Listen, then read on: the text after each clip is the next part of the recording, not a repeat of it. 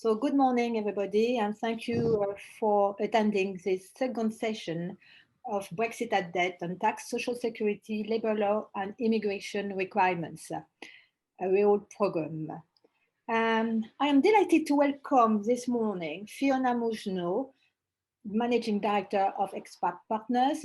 Good morning, Fiona. Frédérique David, Partner Lawyer at HARLAY AVOCATS. Good morning, Frédérique. And Clément Guitet, Lawyer at DELSOL AVOCATS.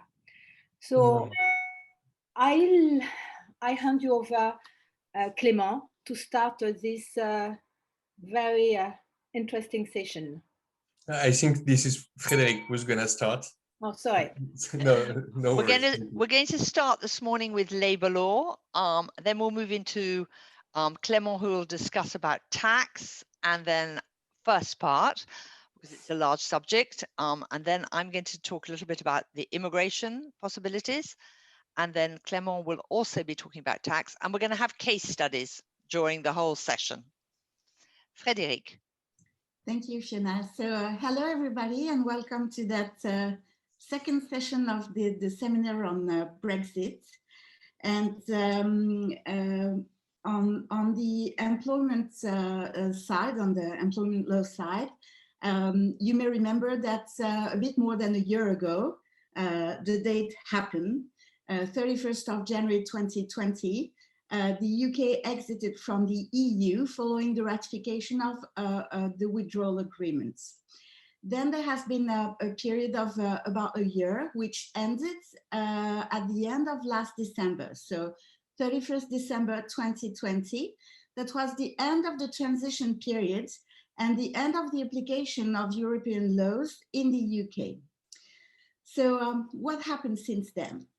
As of the 1st of January, the withdrawal agreement remains in force that has been signed between the EU and the UK.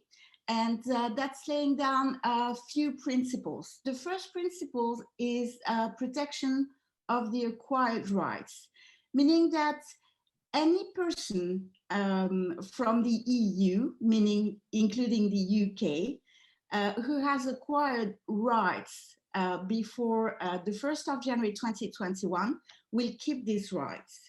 For example, UK nationals already living in France before the 1st of January 2021. As of the 1st of January 2021, newcomers in both countries are not covered by the withdrawal agreement. So we are now in a arm's length relationship until a bilateral treaty between the UK and the EU is in force. So what's the impact of Brexit on social legislation? Let's take a few situations. So in situation number one, you have a cross-border mobility situation existing before the 31st of December 2020 that continues after such date. For example, a British pensioner who lives in France will continue to receive his or her British pension in France, and the healthcare would still be covered by the French scheme on behalf of the UK. Another example, if we have a temporary cross-border mobility situation that existed before 31st of December 2020, then that would remain until the end of the secondment, whether it's a French worker posted in the UK or the contrary. Case number three, if you have a situation where there's a cross-border mobility that existed before 31st December 2020, but which has ended before this date, for example, a person who has worked in the UK and in France before December 31st, 2020, then the periods of activity that has been completed in both states would be taken into account in the last state the person will open the pension rights. Both of those periods are going to be taken into account. Now we're in a very specific period of time, which ends very, very soon. And that was the period of time between December 24th, 2020 and February 28, 2021, meaning in a few days.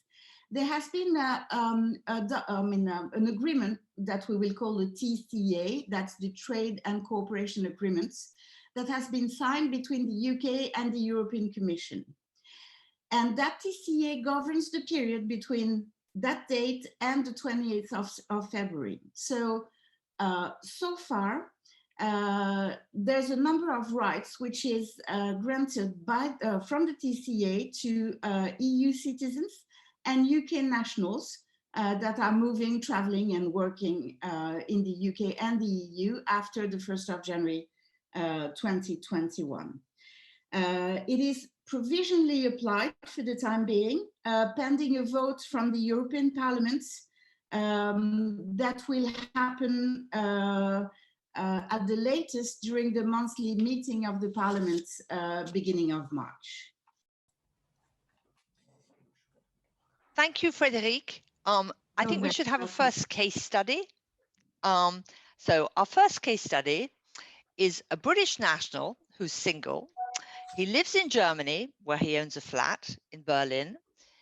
He's employed by a UK company with a UK employment contract and social security.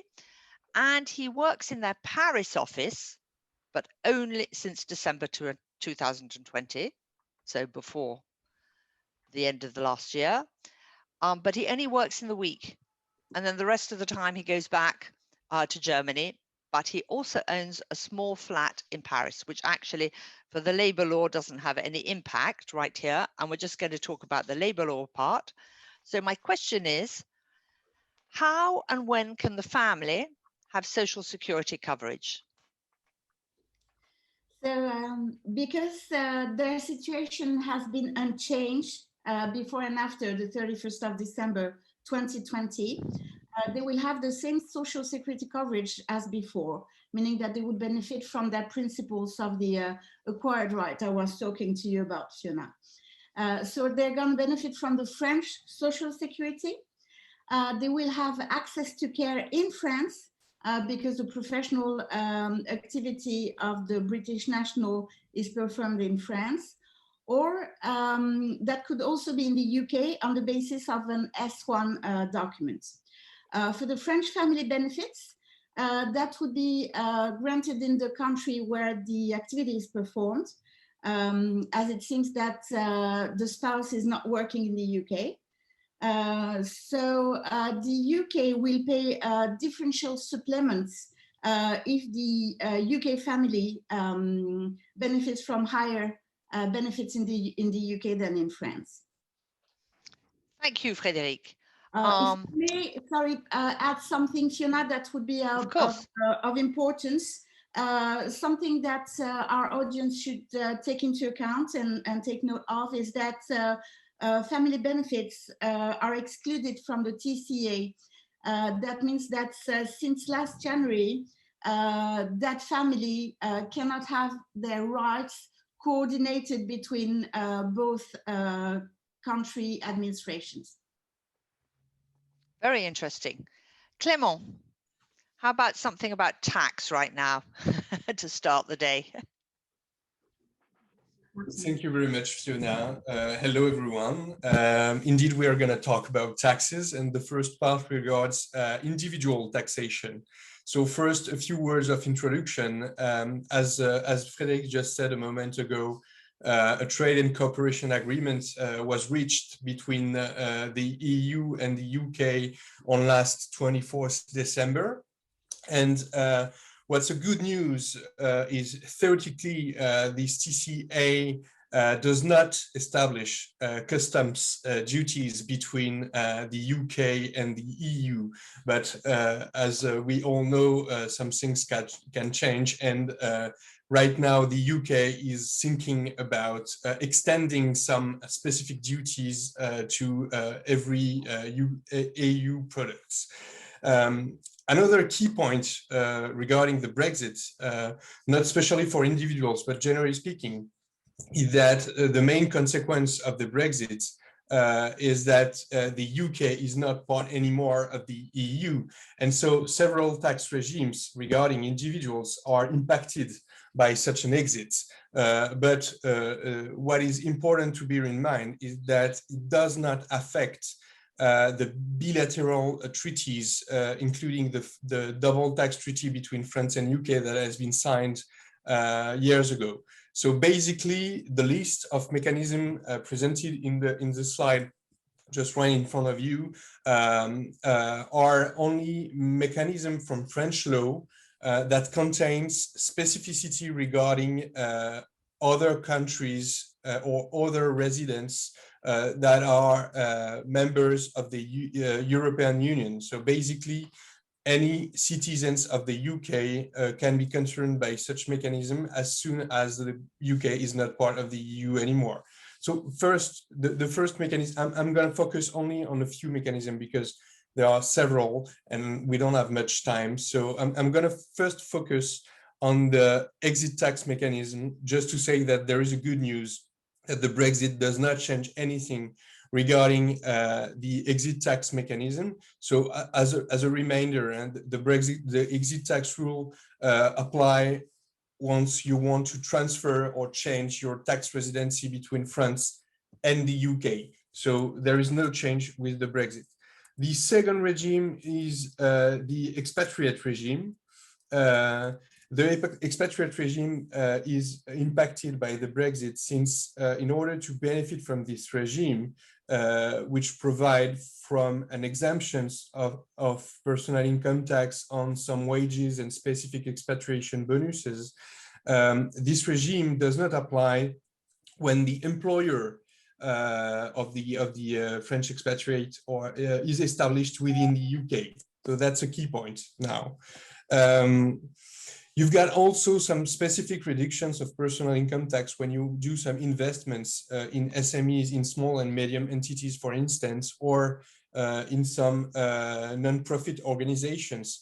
And as from the Brexit, so since January 1st, 2021, you no longer benefit from such personal income tax reductions when the entities are located in the UK.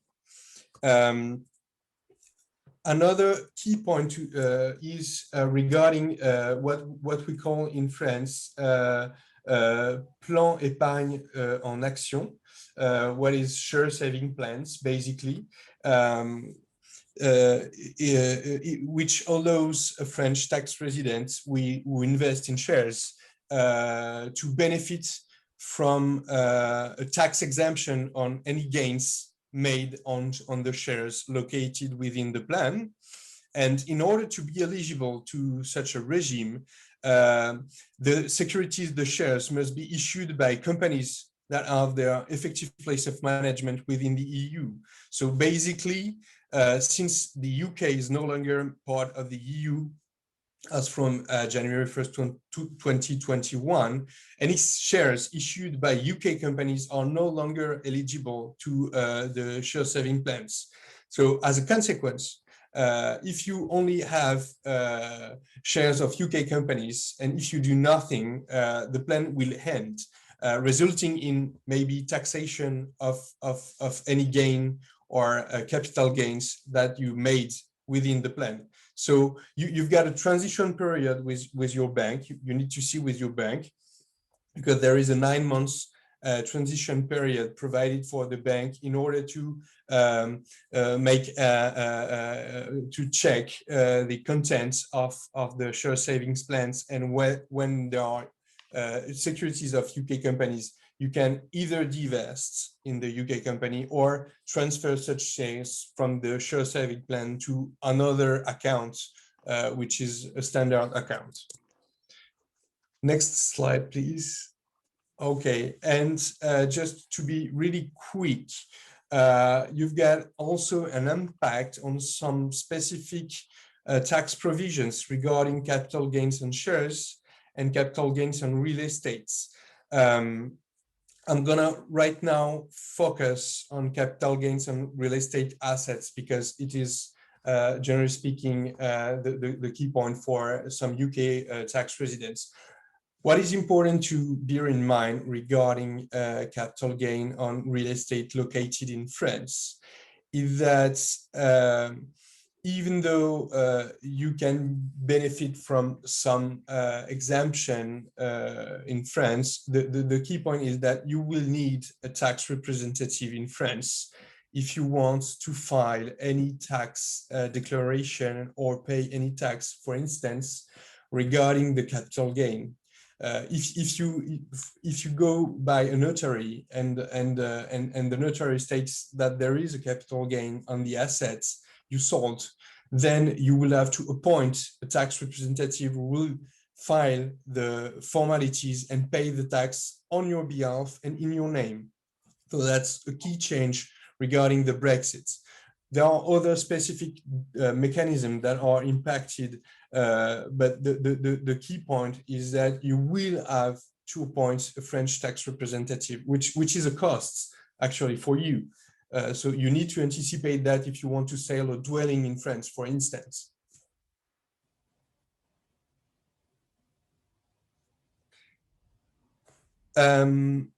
Thank you. Another key point regards social security contributions. Generally speaking, French-sourced capital gains, capital incomes are subject to an overall rate of 17.2%. So, but before the Brexit, a UK citizen realizing a gain in France could claim for a reduced rate of 7.5% on social security contribution.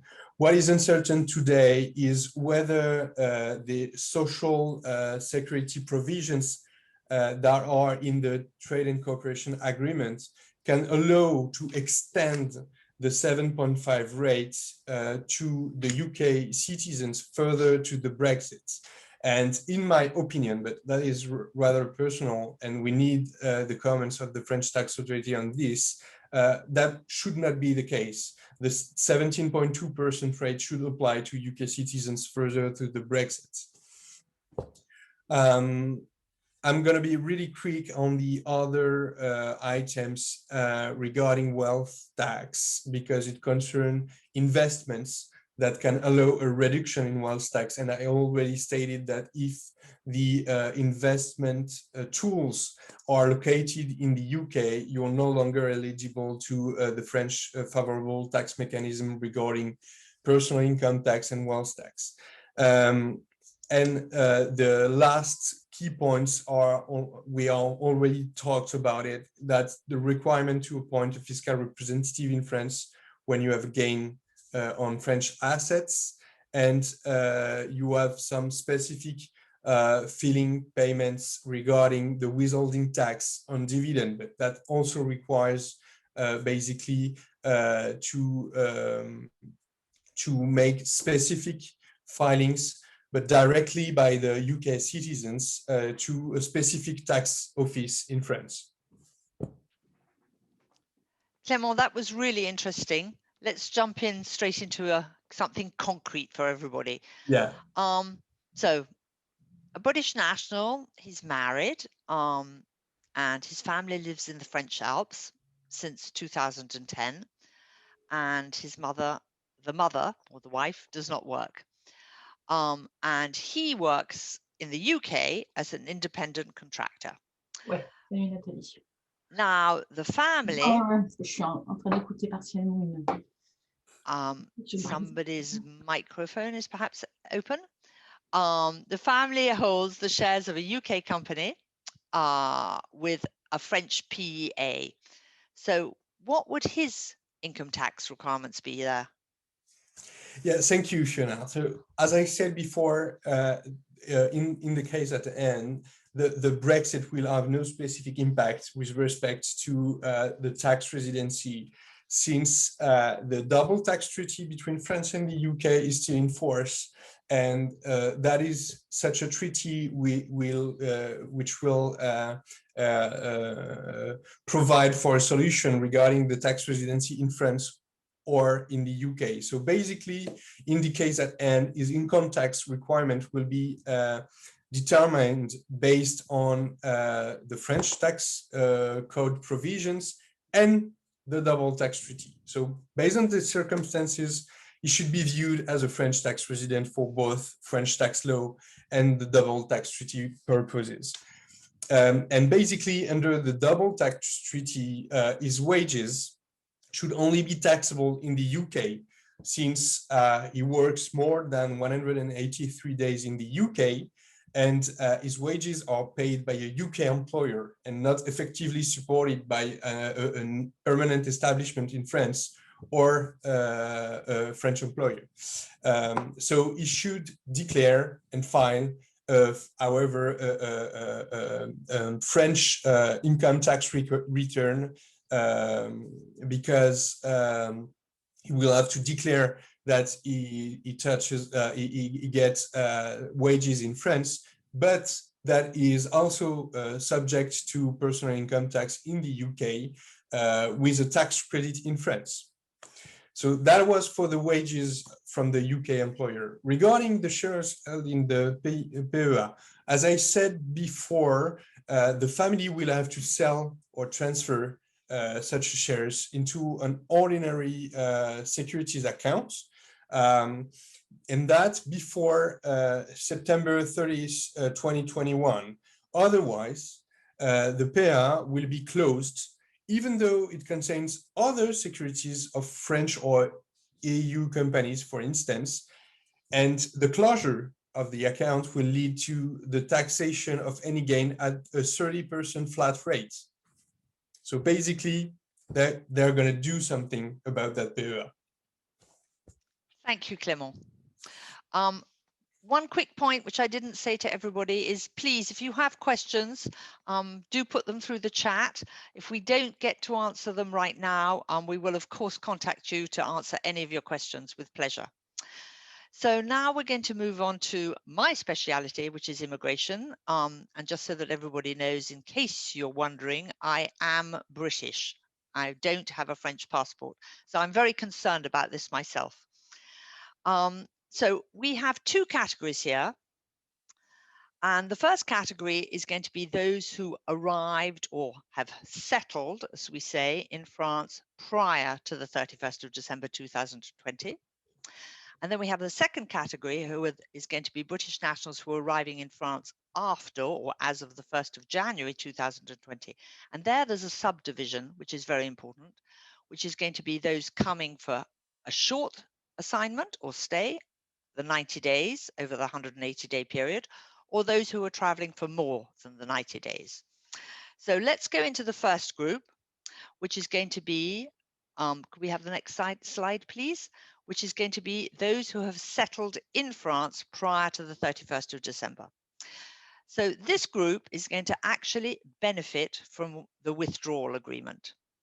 And seriously, if you know of anybody or if you're concerned by this, I can only advise to really do this because it is the quickest and the easiest solution. The application, it's online. There are very few documents that are actually required. This must be completed prior to the 30th of June 2021 so that the permits are issued by the 1st of October 2021. The permits are going to authorize a person to live in France, to work in France, exactly in the same manner as prior to the 31st of December 2020.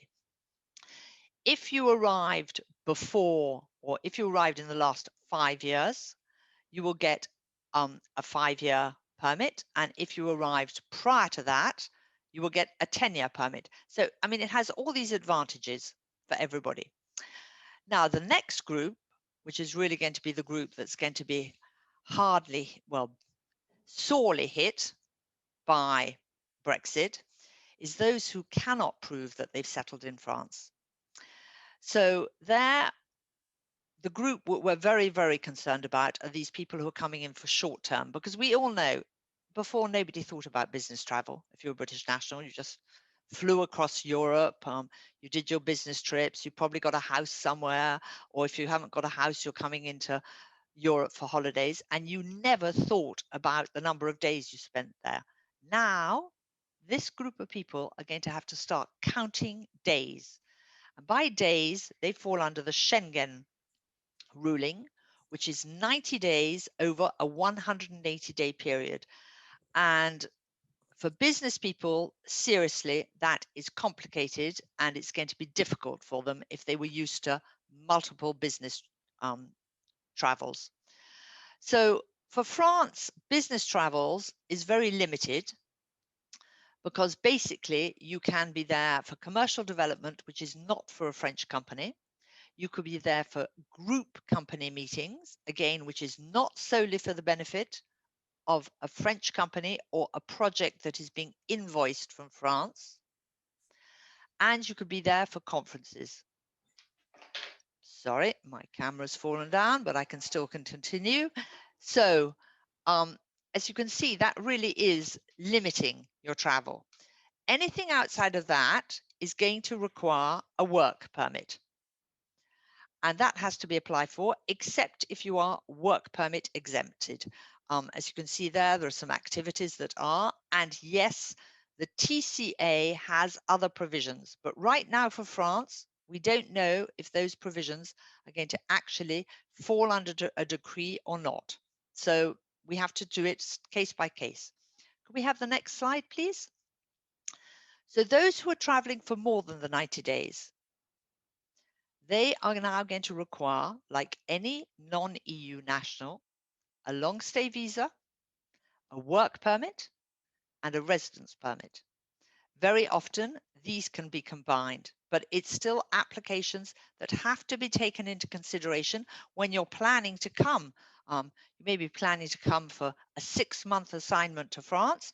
You've got to plan ahead that you may require anything between 5 to 12 weeks processing before you can come in legally to work in France.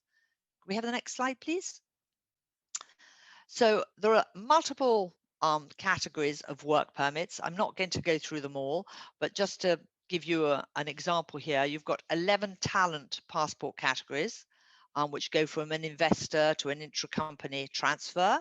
Then you've got a whole lot of other ones, which could be for entrepreneurs or direct hiring of a non-EU national or a spouse of a French national, which there are many.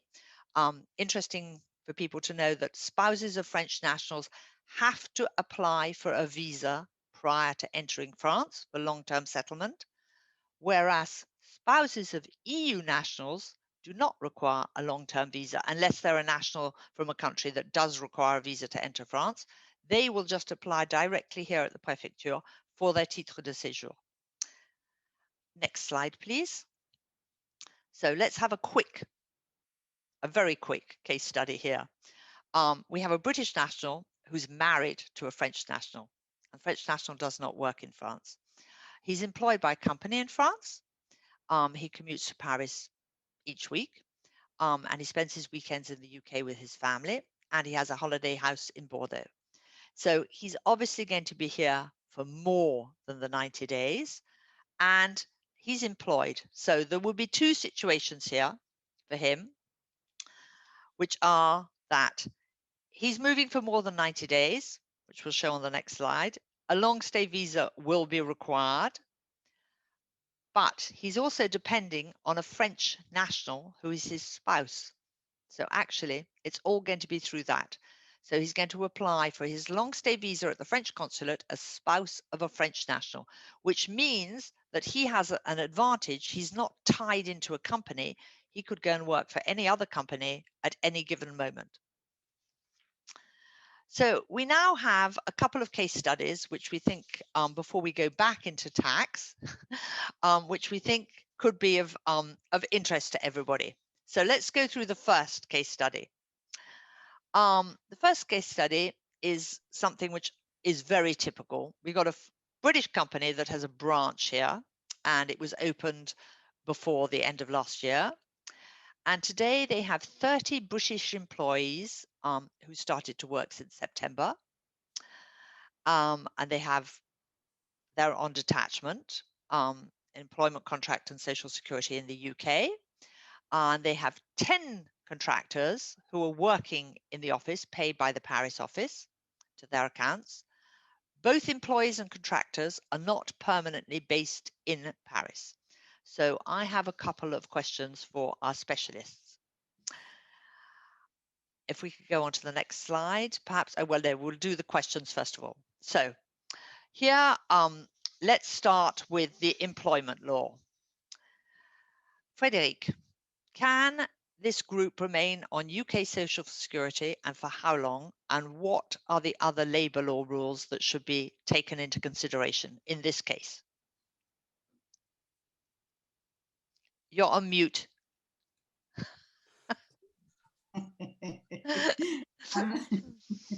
Okay, I'm going to be fine. Sorry. So basically that group was already in France before the 1st of January 2021. So the acquired rights principle will apply. They're working in the office since September, all on detachments.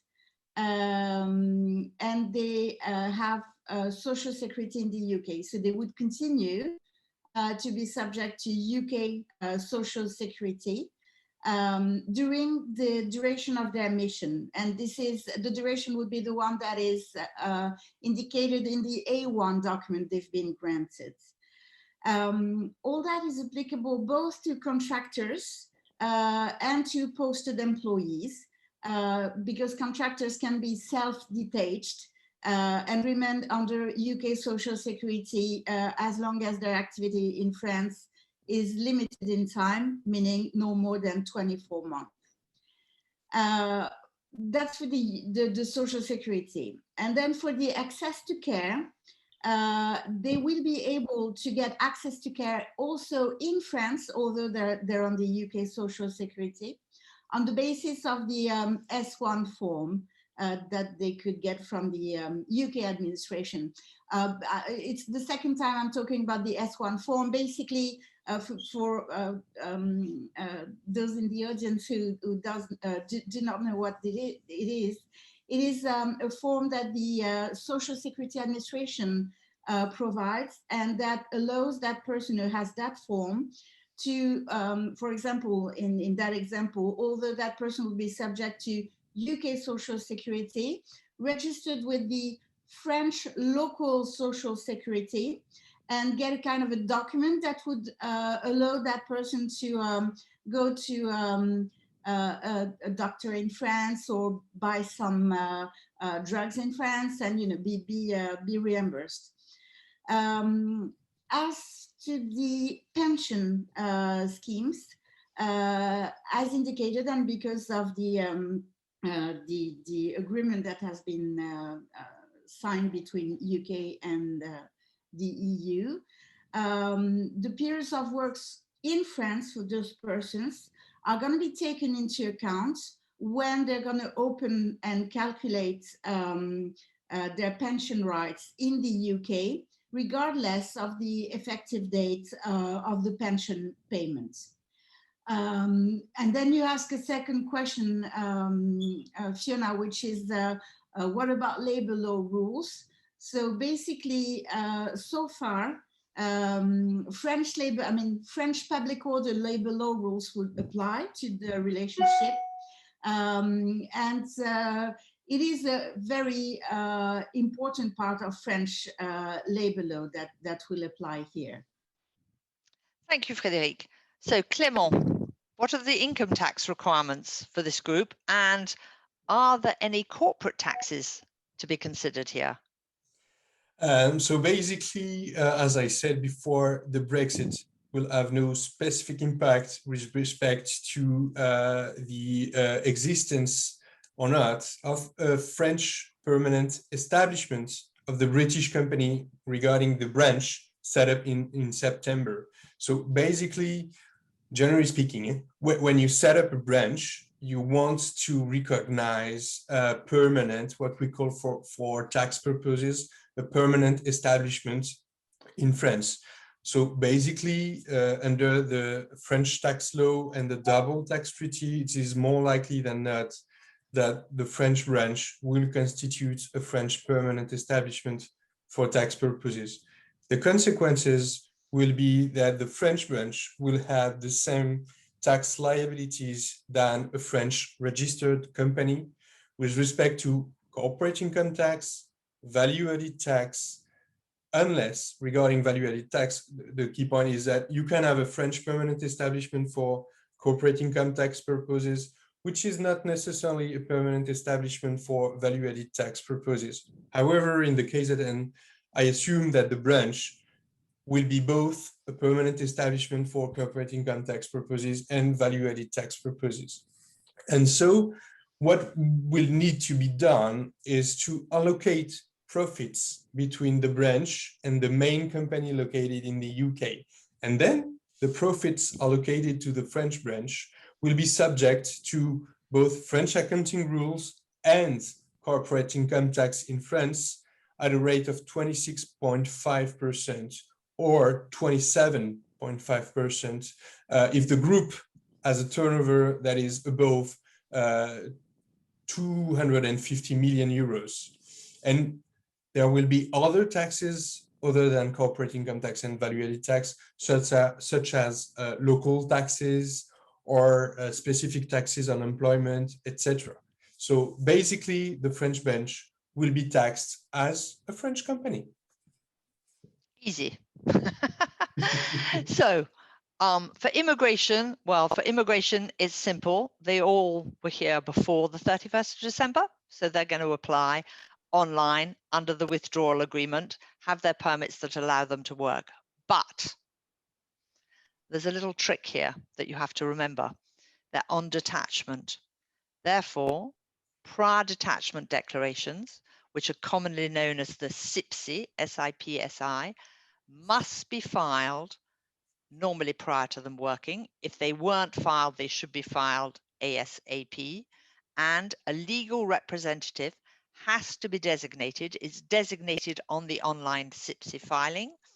And the legal representative has to be somebody in France who is going to maintain documents for the labour inspection if there was an audit. And the documents would be things like pay slips, the famous A1 Social Security forms, could be employment contracts, assignment letters, timesheets. People have to remember that on detachment, an employee cannot report to a manager in France. Their line of reporting remains to the home country, to the UK. So that's for immigration. Let's have a look at another case study. If we could please have the next slide. So we're going to keep with the same company because we like them very much, but they've now got another question. They've got 20 more British employees who are going to be moving next month. So they're coming in for a 3-year assignment. And I wonder what happens here. Sorry about that. I'm still here. Frédérique, perhaps you could take over, please. Of course, Fiona.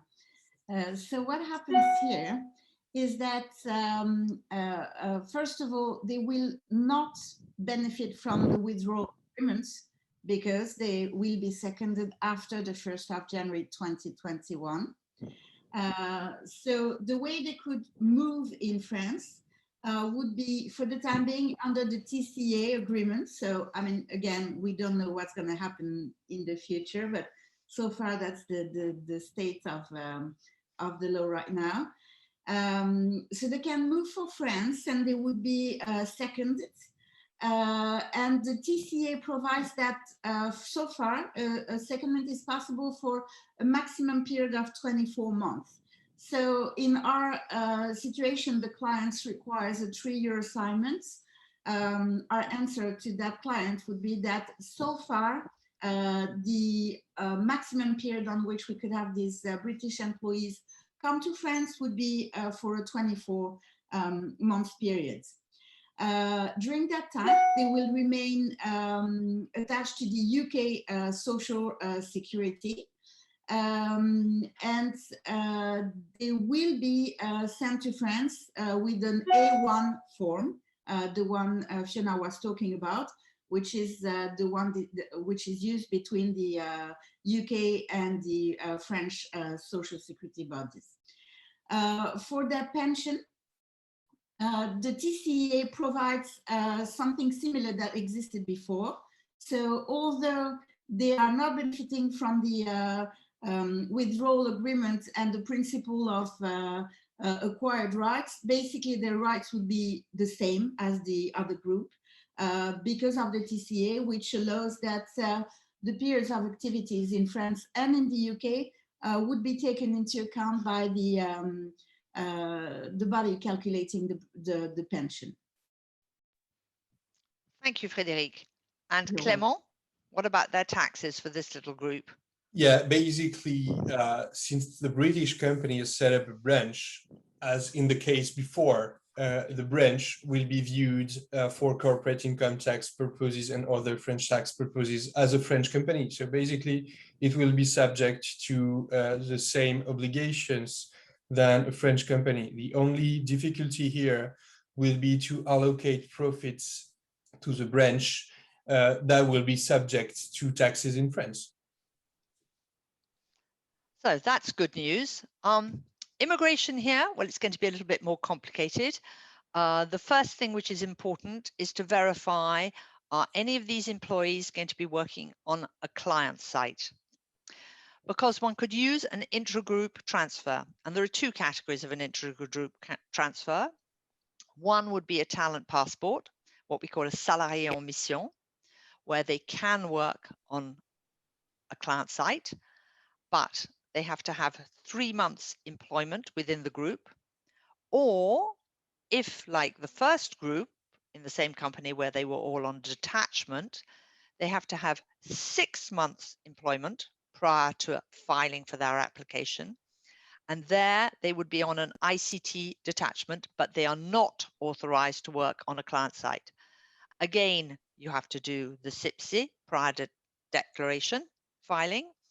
And the permit could be for 3 years, but as under the TCA, it's 2 years, they're limited to their 2 years and no extension is possible. What could be possible, which is what we advise most companies when they've got assignments which could be for 3 or 4 years and they want to start with a detachment situation, is that they come in on detachment and then they would file for a change of status here in France to be moved onto a local French employment contract. So that's the end of those set of case files. And Clément, I think we could go into the second part of your presentation, which is about the tax requirements for companies. Yeah, thank you, Fiona. Regarding companies, I would like to focus a bit on the Brexit consequences for company for tax purposes. What you need still to bear in mind is that the Brexit does not impact the double tax treaty existing between the UK and France or other EU countries. But the main consequence of the Brexit for companies will be regarding value-added tax, because VAT basically was introduced by EU directives. So basically, since January 2021, for VAT purposes, the UK is regarded as a third-party country, like, for instance, the US or the Brazil, for instance, or countries like that. So, which means that when we take the case of a French branch of a UK company, if the French branch sells products to its UK head office, for instance, that is an internal transaction. But if actually there is a transfer of such goods from France to the UK, it will need to pass through the customs border. And so you will have to make customs formalities because it will be viewed as an export.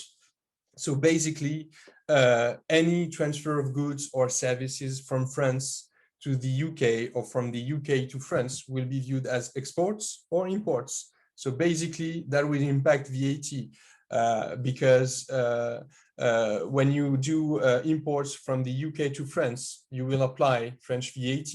And when you do exports from France to the UK, you will apply UK VAT. So basically, there is quite significant changes regarding VAT.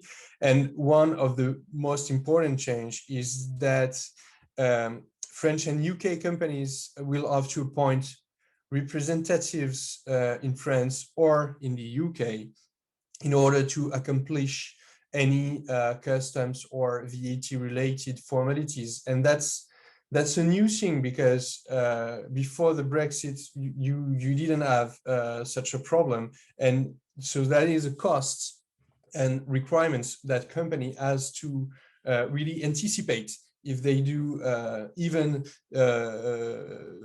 transactions with the UK not on a regular basis. So basically, that's a big deal.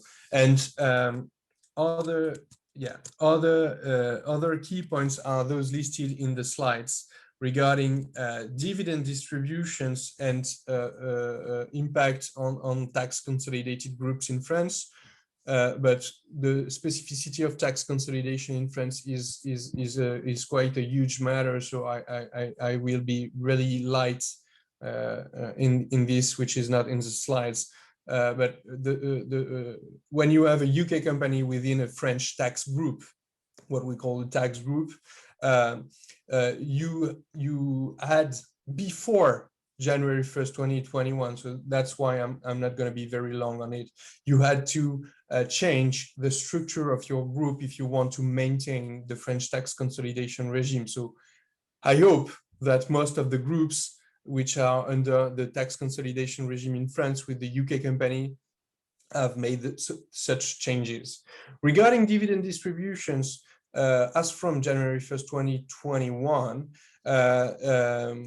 the distributions should be subject to the withholding taxes provided either by French tax law or by the double tax treaty in force. So basically, before the Brexit, you had such directives like the parent subsidiary directive, which provided from withholding tax exemption subject to specific rules in French tax law. And since the Brexit, the only thing you have is a double tax treaty between France and the UK. So that's also a huge change. I will be very, very short on the research and development tax credit and the sponsorship tax credit, since the same rules as I said before regarding investment in small and medium entities applies here. Since January 1st, 2021, any expenses regarding research and development or sponsorship that are made in UK-based companies, or that are outsources to UK companies, are no longer eligible to such mechanism in France. So basically, that's also a huge change, because you can be, for instance, a French entity which make a yearly donation to a UK organization and which claim for a sponsorship tax credit in France.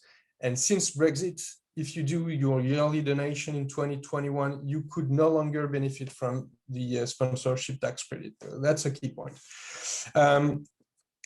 And the last point regarding companies that I would like to speak about is the companies, what we call the companies exit tax, meaning that what are the tax consequences in France when you transfer the registered headquarters of a company from France to the UK? Basically, before the Brexit, when you did such a change, you benefited from favorable modalities of payment of taxes in France, meaning that you had to pay any capital gain on the transfer of assets, for instance, either on a single payment or over a 5-year period. And since the Brexit, you do not have such a possibility anymore. So basically, when you transfer, if you transfer a registered headquarters from France to the UK, the same consequences as a cessation of activity of a French company will apply, and you will have to pay taxes due upon such a transfer immediately. Clément, that was really interesting. Perhaps this slide you've already treated. I don't know if you want to add on some more. Yeah, okay. Yeah, basically that was the first things I talked about regarding VAT. Yeah, so basically I mainly spoke about VAT on goods and not specifically on services, because it is easier to imagine what are the Brexit impacts on goods than on services. But if you can just go back one slide, yeah, that's that one. On services, basically, you generally made the distinction between business to business services and business to customer services, what we call B2B and B2C. So basically, depending on the nature of the services and the quality of the purchaser, you will determine the place of taxation regarding VAT. So that is, I think, not quite difficult regarding services, but the consequences when you have a French service provider that provides services to a business customer, so B2B services, and when the VAT is due in the UK, so in the slide, the first example, then the French service provider will have to appoint a tax representative in the UK in order, for instance, to make specific tax formalities. Or what should normally apply is that the VAT will be paid by the client directly to the UK tax authorities. I guess it will be the case in like 90% or maybe 95% of the cases. But you will have some cases where a French company will have to appoint a tax representative in France. And the same goes for the other case, when the service provider in the UK and the client in France. Then maybe the service provider will have to appoint a tax representative in France. Or a solution could be what I set up in a case, for instance, is that a French UK provider whose main client and only client was in France, and the manufacturer of the goods were also in the EU. So you've got a service from the UK to France and a delivery from the EU to France. So basically what the services provider decided is to set up a branch for VAT purpose in France that will allow the service provider to apply the French VAT, a transaction between a French branch and a French client. So the Brexit will lead to such situations that were not expected at the very beginning of the discussions regarding the Brexit, is that some UK-based company will have, as we said in the case study, to appoint or to set up branches in France or in the EU if they still want to benefit from the EU mechanism. So that's one of the consequences regarding VAT. So let's have a last case study. This is a special one for you, Clément. A French company, which is the head of a French tax consolidated group, holds the shares of its French subsidiaries via a British intermediary company. So, can the French company still form a French tax consolidated group with its subsidiaries held through the British company? Basically, no. So that's why I said that before January 1st, 2021, I hope that there have been a change within the group's structure so that no French company are held by a UK company. And if it's the case, you have suffered, the group have suffered the end of the tax consolidated group at December 31st, 2020. So basically that's like there is a cease of activity of the group, so you can be taxed on every pending profits or pending capital gains, etc. So that is why companies must have anticipated the Brexit consequences since the withdrawal agreement in January 2020. Second, regarding the dividends paid by the British intermediary company to its French parent company.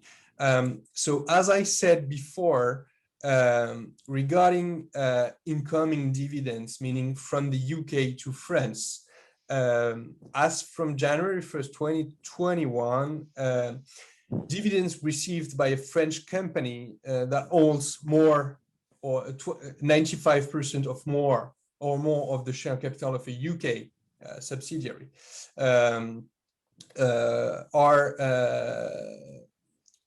should be should be exempted from a corporate income tax in France. That's still a good news. So that's the French tax law. But regarding the flow of dividend between the UK company and the French company, what happens in the UK before the Brexit? Nothing. There were no withholding tax provided under the EU directive, but you had the double tax treaty between France and the UK, which is still in force, even though there is a Brexit. And basically what provides the double tax treaty between France and the UK is that you have no withholding tax if the UK subsidiary is held at 10% or more by the French company. So you, generally speaking, you don't have such withholding tax when you have what we call significant participations in UK companies. Otherwise, if you have less than 10%, you will have a 15% withholding tax that will apply. Third question, the British company is the provider of the French company's products sold in France. What are the tax requirements of the French companies regarding their purchases and deliveries? As I said before, since the Brexit, the UK is no longer part of the EU. So basically, when you do transfer of goods from the UK to France, that will be viewed as imports in France. And so you will have, in such a situation, you will have to make customs formalities at the customs border between the UK and France. And you will have, the UK provider will have to pay the French VAT. And a key point to understand is, what about paying French VAT? If you don't have French VAT on your purchases, but only on your sales, then that will be a cost for you. You cannot offset anymore. Generally speaking, VAT should be neutral, meaning that if you suffer VAT on your purchases, but you collect some VAT on your sales, you can offset both of them. So it's not a cost for you. But when you are a UK company and when you do exports to France, you will have to pay French VAT upon custom clearances procedures, so with the customs authorities. But you don't have French VAT on your purchases, because if you do some purchases from France, that's the UK VAT that will apply.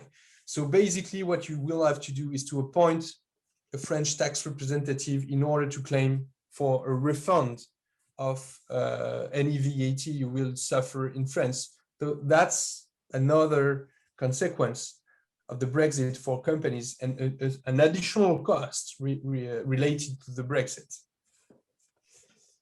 Thank you, Clément. We've got to the end of the session.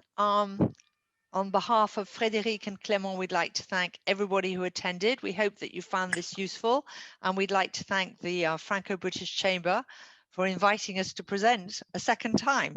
Yes, thank you, Fiona. Thank you, everybody.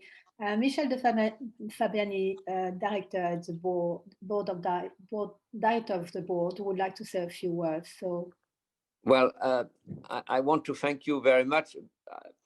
I am not a tax expert. I am not an immigration permits expert, etc. I think from what I hear,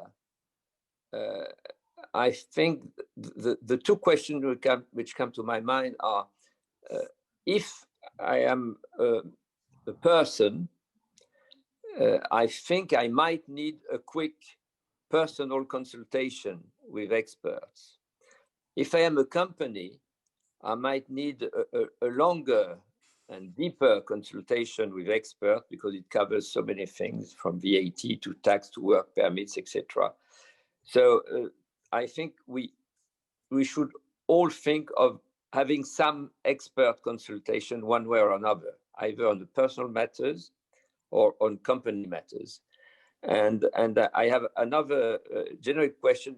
The answer is not for now, but I think we should think about it and provide something about, which is, even if we are not concerned directly, we are concerned sometimes indirectly through the students and trainees on each side. UK trainees and students in France, French students and UK and French trainees in UK. So I think this is another question which is important. So with my thanks to the cases which illustrate sometimes the simplicity, but more often the complexity of the situation.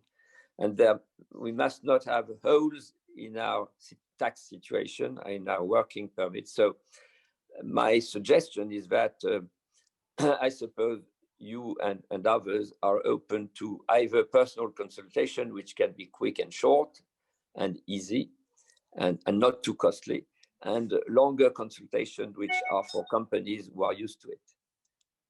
So thank you in advance, Catherine. Thanks for organizing it. Thank you. Thank you. Have a nice day, everybody, and hope to see you very soon to another event. Bye. Thank you. Goodbye. Thank you very much. Bye-bye. Thanks a lot. Bye.